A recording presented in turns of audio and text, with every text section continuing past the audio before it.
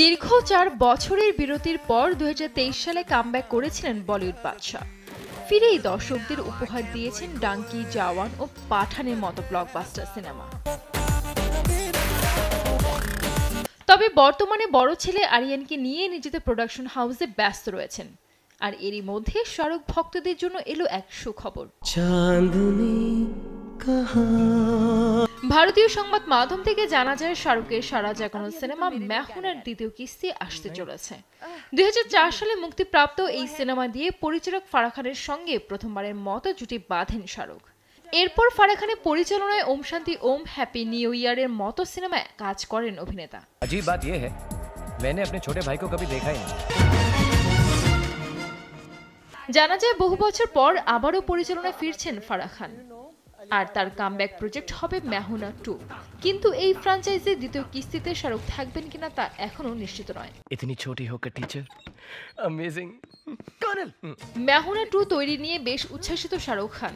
তবে তিনি সিনেমা চিত্রনাট্য শেষ হওয়ার অপেক্ষায় রয়েছেন। 2025 সালের মাঝামাঝি সময়ে প্রথম খসড়াটি শুনবেন এবং তারপরেই অভিনয়ের সিদ্ধান্ত নেবেন বলে আশা করা হচ্ছে।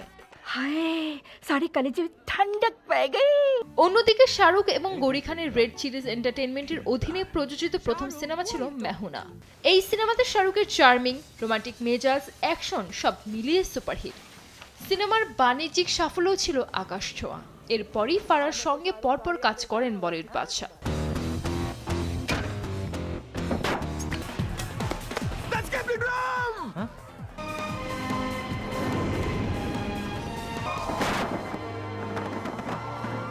বেশ কিছুদিন আগে শাহরুখের সঙ্গে ফের কাজ করা নিয়ে মুখ খুলেছেন ফারাহ খান। অর্চনা পুরন সিং এর সঙ্গে কথোপকথনের সময় ফারাহ জানান, আমি তো চাই শাহরুখের সঙ্গে কাজ করতে। অনেকদিন হয়ে গেছে একসঙ্গে কাজ করিনি।